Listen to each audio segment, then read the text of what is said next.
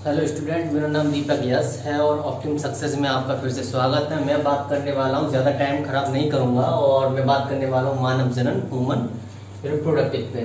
Okay, चलिए तो शुरू करते हैं। मानव जनन तंत्र ये दो भागों में आपका बटा हुआ होता है। पहला जो आपका है प्राथमिक लैंगिक अंग, हम इसको बोलते हैं प्राथमिक लैंगिक अंग, इसको बोलेंगे प्राइमरी सेक्स ऑर्गन्स। ओके, दूसरा आपका है द्वितीयक लैंगिक अंग, इसको बोलते हैं सेकेंडरी सेक्स ऑर्गन्स। ओके, तो चलिए शुरू करते हैं। इसमें जो आपका जाइगोट निर्माण, जनन हार्मोन्स, ट्यूस ग्रंथि, गोनाडोट्रोपिन हार्मोन्स एंड मादा अंडाशय अंडाणु। ओके, प्राथमिक लैंगिक अंग में होता क्या है मैं आपको बताने वाला हूं। जाइगोट का निर्माण होता है, जो आपका प्राइमरी सेक्स ऑर्गन जो होता है उसमें आपका जाइगोट का निर्माण होता है। इसमें आपके जनन हार्मोन्स होते हैं। फॉर एग्जांपल जो आपका लिखा हुआ है गोनाडोट्रोपिन हार्मोन्स और ट्यूस ग्रंथि है, ये भी एक हार्मोन्स का काम करता है। ओके, तो प्राथमिक लैंगिक में क्या होता है, जाइगोट का निर्माण होता है। ओके, जनन हार्मोन्स होते हैं, ट्यूस ग्रंथि होती है और गोनाडोट्रोपिन हार्मोन्स होता है। इसके साथ साथ नर वृषण यानी कि टेस्टेड बोलते हैं, ये आपका इसमें अंग आता है। सेकंड आपका जो है लास्ट आपका मादा अंडाशय अंडाणु, यानी मादा में अंडाशय और अंडाणु ये बनते हैं। ये जो बेसिकली जो है प्राथमिक लैंगिक अंग है जो आपके इसमें आते हैं। जाइगोट का निर्माण, जनन हार्मोन्स का, ट्यूस ग्रंथि, गोनाडोट्रोपिन हार्मोन्स। ओके, अब बात करते हैं द्वितीयक लैंगिक अंग सेकेंडरी सेक्स ऑर्गन्स में। इसमें आपने देखा है मादा में गर्भाशय, योनि, स्तन ग्रंथियां, इसके साथ साथ जनन प्रक्रिया में सहायता, यानी कि जो रिप्रोडक्शन आपका होता है उसमें सहायता प्रदान करती हैं क्या, ग्रंथियां। ओके, प्रोस्टेट ग्रंथि, शुक्राशय, नर शुक्र वाहिनियां। ओके, ये आपके दो भागों में अलग अलग आपके जो टॉपिक्स हैं जो मैं आपको बताने वाला हूँ, दो भागों में है। आपके ये वाले जो अंग हैं इसमें आते हैं प्राथमिक लैंगिक अंग में, और द्वितीय लैंगिक अंग में ये वाले आपके आते हैं। ओके, तो अब मैं बात करता हूँ आपकी ह्यूमन रिप्रोडक्टिव सिस्टम में, मानव जनन तंत्र में। चलिए तो यहाँ बात करते हैं। देखिए, सबसे पहले बात करेंगे यहाँ शुक्राशय। शुक्राशय होता क्या है, आप ये जो देख रहे हैं ये वाला हिस्सा जो है ये, इसे हम शुक्राशय बोलते हैं। ओके, क्या बोलते हैं, शुक्राशय, ये वाला। इसके जस्ट नीचे आप देख रहे हैं ये मूत्राशय होता है। मूत्राशय मींस आपने देखी थैली होती है एक तरीके से, इसमें यूरिन आपकी रहती है। ओके, इसी की वजह से जब इसमें आपकी यूरिन भर जाती है, प्रेशर ज्यादा पड़ने की वजह से हमें दर्द महसूस होता है, पेन दर्द होता है। तो इसमें जो ऑब्जर्वेशन होता है वो यूरिन का होता है इस जगह पर। ओके, इस जगह पर हम कहेंगे ये जो आपका है, तो इसे क्या बोलते हैं, मूत्राशय बोलते हैं। Okay, urethral. आप देख रहे हैं यहाँ शुक्रवाहिनी, एक ये है आपका, इसे शुक्रवाहिनी बोलते हैं। इसमें आपकी शुक्राणु जो आपके होते हैं, ये वाला जो रेड आपका हिस्सा है इसको हम शुक्रवाहिनियां बोलते हैं। नीचे हम इसमें आएंगे प्रोस्टेट ग्रंथि, यानी कि एक ग्रंथि होती है आपकी जिसे हम प्रोस्टेट ग्रंथि बोलते हैं। ये शुक्रवाहिनी के साथ में काम करती है।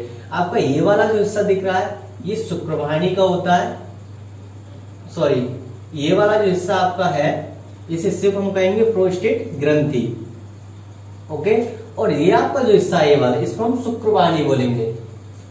ये जो हिस्सा आपका हो गया शुक्रवाहिनी का, ये वाला जो पार्ट्स है आपका शुक्रवाहिनी, और ये वाला जो पार्ट्स है प्रोस्टेट ग्रंथि। यानी प्रोस्टेट ग्रंथि आपकी जो है शुक्रवाहिनी के पार्ट्स के साथ में काम करती है। ओके, शिशन, ये जो शिशन आपका है इसे हम पेनिस बोलते हैं, पेनिस कहते हैं, लिंग कहते हैं। ओके, ये क्या होता है, शिशन, जो हम इसे पेनिस बोलते हैं। और ये क्या है, ये आपका जो हिस्सा जा रहा है ये मूत्र मार्ग है। तो जो प्रोस्टेट ग्रंथि है और ये यूरेथर है, आप देखिए मैं आपको फिर से बता रहा हूं, ये यूरेथर है, मूत्राशय, ये आपको प्रोस्टेट ग्रंथि है और ये आपकी शुक्रवाहिनी है।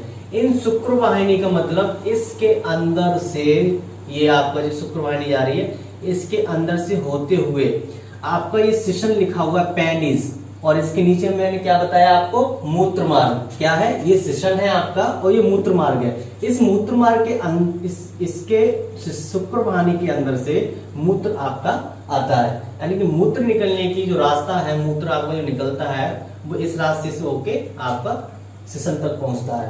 तो ये आपका क्या है, मूत्राशय, इसमें आपका मूत्र रहता है। प्रोस्टेट ग्रंथि ये है, ये शुक्रवाहिनी के पार्ट्स के साथ में, शुक्रवाहिनी के पार्ट्स के साथ में कार्य करती है।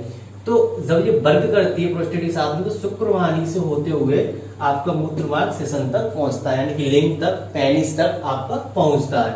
ओके, तो ये जो आपका हिस्सा है ये वाला, ये आपका कहलाता है मूत्र मार्ग। इससे निकलती हुई आपकी यूरिन आती है।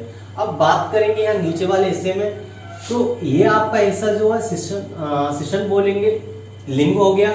और ये वाला जो हिस्सा आपका आ रहा है इसको बोलते हैं विसर्णकोश में स्कॉर्टम। ओके, इसके ऊपर का जो हिस्सा होता है स्कॉर्टल बोलते हैं इसको। स्कॉर्टल और स्कॉर्टम में बेसिकली ज्यादा कोई डिफरेंट नहीं है, थोड़ा सा नेम थोड़ा चेंज है। अब यहाँ देखो, ये जो हिस्सा आपका है, ये वाला पार्ट्स आपको दिख रहा है, इसको बोलते हैं ब्रशड। ये जो आपका डाउन नीचे है ये आपका होता है ब्रशड, और ये वाला पार्ट्स आपका अधिवृषण एपिडर्मिस बोलते हैं इसको। ओके, तो ये आपका हो गया ब्रशड कोश, ये आपका हो गया ब्रशड, और इसके ऊपर वाला ये जो आपको ऊपर वाला यार अब जो है ये, इसको बोलते हैं अधिवृषण। इसके साथ साथ मैंने अभी आपको बताया शुक्राशय, ये है आपकी शुक्राशय। फिर से मैं आपको बता रहा हूं, ये आपका जो मूत्राशय है इसमें आपकी यूरिन रहती है। यूरिन आपकी जो फिल्ट्रेशन, बॉडी का पानी पीते हम, फिल्ट्रेशन होके इसमें आपका जाता है। इसमें जाने के बाद में शुक्रवाहिनी और प्रोस्टेट ग्रंथि, शुक्रवाहिनी, ये शुक्रवाहिनी जो है प्रोस्टेट ग्रंथि के साथ में वर्क करती है, और सेशन ये है। तो इस शुक्रवाहिनी के जरिए ये जो दिख रहा है आपके, इस शुक्रवाहिनी से आपको मूत्र कहां तक पहुंचता है, सेशन तक पहुंचता है। तो सेशन से पहुंचते हुए और मूत्र मार्ग आपका पेनिस से निकलता है। ओके, तो अब आगे चलते हैं इसी के साथ में। मैंने बताया स्कॉर्टम, ह्यूमंस में पेनिस और स्कॉर्टम आपके होते हैं। तो पेनिस आपका नीचे डाउन होता है, स्कॉर्टम उसके जस्ट नीचे होता है। तो स्कॉर्टम आपका जो स्कॉर्टम है, जो ब्रशड कोश बोलते हैं, वो ये वाला हिस्सा होता है। अंदर, इसके अंदर जो एक्स अंडे की तरफ गोली जिसे हम बोलते हैं, वो हमारी क्या होता है, वो ब्रशड होता है, जो इसके अंदर होता है, इसके अंदर। ओके, तो ये जो आपका पार्ट्स है इसे हम अधिवृषण बोलेंगे। ये वाला हिस्सा जो अधिवृषण एपिडर्मिस इसको कहते हैं। ओके, अब चलते हैं आगे इसी के साथ में। ये जो आप पार्ट्स देख रहे हैं इसको मलद्वार बोलते हैं, रेक्टम। ये मलद्वार होता है, इससे मल आपका बाहर निकलता है। ये आपका बैक साइड का एरिया है, जिसे हम पीछे बैक साइड का बोलते हैं। बैक साइड का ये पार्ट्स है आपका, तो इसको हम मलद्वार बोलते हैं, रेक्टम। ये आप इसको देख रहे हैं, ये वाला पार्ट्स का जो हिस्सा है ये वाला, इसे हम मलाशय बोलते हैं, यानी मल इसके अंदर आपका प्रेजेंट रहता है। और इसको हम जो ओवरऑल बोलते हैं, क्या बोलते हैं, तुम्बिका बोलते हैं। तो इस तरीके से ओवरऑल आपका ये एक मेल रिप्रोडक्शन सिस्टम है जो मैं बता रहा हूं। अब इसमें होता क्या क्या है, ओके, इसके अंदर होता क्या है, इस वृषण कोश में देखिए, वृषण आपका जो है इसमें 4 से 5 सेंटीमीटर इसका साइज होता है। 4 से 5 सेंटीमीटर इसकी हाइट होती है, और 2 से 5 सेंटीमीटर इसका साइज मोटा होता है। 4 से 5 सेंटीमीटर हाइट इसकी होती है, और 2 से 5 सेंटीमीटर आपकी साइज में इंक्रीमेंट इसका होता है। ओके, वृषण में। अब वृषण कोश जो आपका है, ये इसका जो वेट रहता है वो 20 से 25 ग्राम रहता है। 20 से 25 ग्राम रहता है, ये 20 से 25 ग्राम रहता है। ओके, वृषण कोश का तापमान शरीर के तापमान से, हमारी बॉडी का जो टेम्परेचर होता है 98 डिग्री सेल्सियस का जो होता है, उस डिग्री से हमारा इस स्कॉर्टम का, इस पेनिस का 3 डिग्री सेल्सियस आपका टेम्परेचर कम रहता है, तब ये इसको नॉर्मल कहते हैं, नॉर्मल कर पाता है। तो वृषण को उसका तापमान जो है शरीर के तापमान से, वृषण को उसका तापमान शरीर के तापमान से 3 डिग्री सेल्सियस कम होता है। यो माय डियर स्टूडेंट्स, आप सभी लोग हमारे ऑप्टिमम सक्सेस एकेडमी नामक चैनल से जुड़ने के लिए आपको सभी को बहुत बहुत धन्यवाद। आप हमारी प्रत्येक वीडियो को शेयर करें और लाइक करें, हमारे चैनल को आप लोग सब्सक्राइब करें और बेल आइकन पर बटन जरूर दबाएं, जिससे कि हम रेगुलर वीडियो अपडेट्स जो कराई जाते हैं उनकी जानकारी आपको, उनका नोटिफिकेशन आपको समय पर मिलता रहे। आप ये वाला पार्ट्स देख रहे हैं, सिस्टम जिसे हम पेनिस बोलते हैं। इस पेनिस में आपके कनेक्टिव टिश्यूज जो हम बोलते हैं संयोजी ऊतक इसमें आपका प्रेजेंट रहता है। जैसे इसकी जो स्किन होती है, जो त्वचा होती है, बहुत मेलिएबल होती है, रबराइज होती है आपकी। तो इसमें आपके संयोजी ऊतक बहुत सहायक होता है, संयोजी ऊतक इसमें काम करता है इसके लिए। इसकी स्किन जो होती है बहुत ही मेलिएबल होती है, बहुत मुलायम होती है, इसके लिए काम करते हैं। ओके, तो इस तरीके से आपका कुछ मेल रिप्रोडक्शन सिस्टम है जो वर्क करता है। एक बार फिर से मैं आपको बता रहा हूं, वृषण का जो साइज है 2 से 5 सेंटीमीटर मोटा होता है, 4 से 5 सेंटीमीटर लंबा होता है। ओके, वृषण में का जो वेट है, जो वजन है 20 से 25 ग्राम आपका होता है, 20 से 25 ग्राम आपका होता है। हमारे बॉडी का जो टेम्परेचर होता है, तो वृषण कोश का हमारी बॉडी का जो टेम्परेचर है उस टेम्परेचर से 3 डिग्री सेल्सियस आपका कम रहता है स्कॉर्टम का।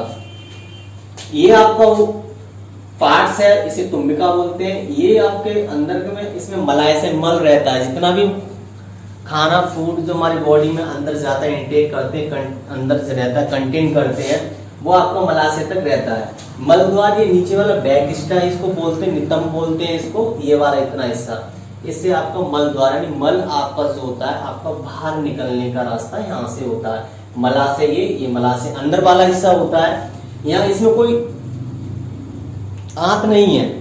ये वाला जो पार्ट्स आपका है, ये जो पार्ट्स, इस पार्ट्स को हम बोलते हैं मलाशय। इसके अंदर वाला हिस्सा होता है जहां से आपका मल होते हुए गुजरता है, और नीचे वाला हिस्सा जो आपका होता है जस्ट इसको मल द्वार बोलते हैं, जिससे आपका मल बाहर निकलता है। और ये आपका इसको बोलते हैं तुम्बिका।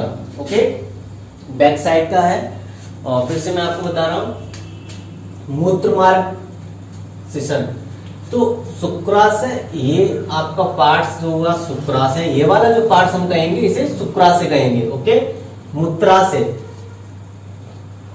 ये अंदर वाला जो पार्ट्स है आपका, इसे हम मूत्राशय कहते हैं। इस वाले हिस्से को हम मूत्राशय बोलते हैं। शुक्रवाहिनी और प्रोस्टेट ग्रंथि, मैंने आपको भी बताया था, प्रोस्टेट ग्रंथि ये है और शुक्रवाहिनी ये। प्रोस्टेट ग्रंथि शुक्रवाहिनी के साथ में, तो ये शुक्रवाहिनी जो है, इस शुक्रवाहिनी के अंदर से होते हुए आपके शिशन तक आपके यूरिन है पहुंचती निकलती है, और रास्ते से निकलते हुए आपकी यूरिन निकलती है। ओके, शिशन से। तो ये आपकी शुक्रवाहिनी हो गई। शिशन हम इस पार्ट्स को बोलेंगे, इसे हम लिंग या पेनिस कहते हैं। मूत्रमार्ग, ये आपका द्वार है, मूत्रमार्ग यहाँ से निकलता है। मैंने भी आपको बताया था कि माता जनन तंत्र में आपके 2 भाग होते हैं। पहला आपका था प्राइमरी सेक्स ऑर्गन्स ये, और दूसरा जो आपका था सेकंड, वो सेकेंडरी सेक्स ऑर्गन था। ओके, तो इसमें जाइगोट का निर्माण, जनन हार्मोन्स, प्यूस ग्रंथि, गोनाडोट्रोपिन हार्मोन्स एंड मादा अंडाशय अंडाणु। इसमें होता क्या है, गोनाडोट्रोपिन हार्मोन्स बॉडी में 10, 12, 13 की एज में आपका शुरू हो जाता है गोनाडोट्रोपिन हार्मोन। बेसिकली इसमें जनन हार्मोन्स है, इसमें प्यूस ग्रंथि और गोनाडोट्रोपिन हार्मोन्स बहुत ज्यादा वर्क करते हैं। जाइगोट का निर्माण होता है। आप समझिए, प्राथमिक लैंगिक अंग में जाइगोट का जब तक निर्माण नहीं होगा तब तक और आपके जो पार्ट्स हैं वो आपके इम्प्रूव नहीं होंगे। फॉर एग्जाम्पल, जनन हार्मोन्स हो गया, प्यूस ग्रंथि हो गई, गोनाडोट्रोपिन हार्मोन्स हो गया, और मादा में अंडाशय और अंडाणु भी नहीं बनते हैं। जब तक जायगोट का निर्माण नहीं होता। सबसे पहली बात है कि जायगोट का इसमें निर्माण होता है, फिर उसके बाद में बाकी आपके अंग बनते हैं। सेम कंडीशन नीचे है आपकी द्वितीयक लैंगिक अंग में गर्भाशय, योनि, स्तन ग्रंथियां। इसमें क्या होता है, सेकेंडरी सेक्स ऑर्गन्स में आपके गर्भाशय आपका बनती है, योनि आपकी बनती है, स्तन और ग्रंथियां आपकी होती हैं। इन स्तन ग्रंथियों से जनन प्रक्रिया में सहायता प्रदान होती है। आपका जो रिप्रोडक्शन होता है उसमें बहुत ज्यादा सहायता प्रदान करती है। प्रोस्टेट ग्रंथियां इसमें काम करती हैं, शुक्राशय होता है और नर शुक्र वाहिनियां इसके अंदर होती हैं। तो बेसिकली इसमें दो आपके भाग होते हैं, प्राथमिक लैंगिक अंग और द्वितीयक लैंगिक अंग। ओके, तो ये कुछ इस तरीके का आपका विषय कोर्स है जो आपको समझ आया होगा, जो मैंने आपको डायग्राम के अकॉर्डिंग समझाया है। अगर आपको कोई भी डाउट बनता है तो कमेंट बॉक्स में जाकर कमेंट जरूर करें। आपके क्वेश्चंस देखे जाएंगे और आपके डाउट्स हैं वो क्लियर करे जाएंगे और पूरा उनका जवाब मिलेगा। ठीक है, तो आप इसको चाहें तो आप नोट कर लीजिए। ओके, इसी के साथ चलते हैं, हमारा टॉपिक खत्म होता है। एक मिलेंगे नई वीडियो के साथ में। तो हमारी वीडियो लाइक करें, शेयर करें, सब्सक्राइब करें और बेल आइकन पर क्लिक करना ना भूलें। Okay, thank you.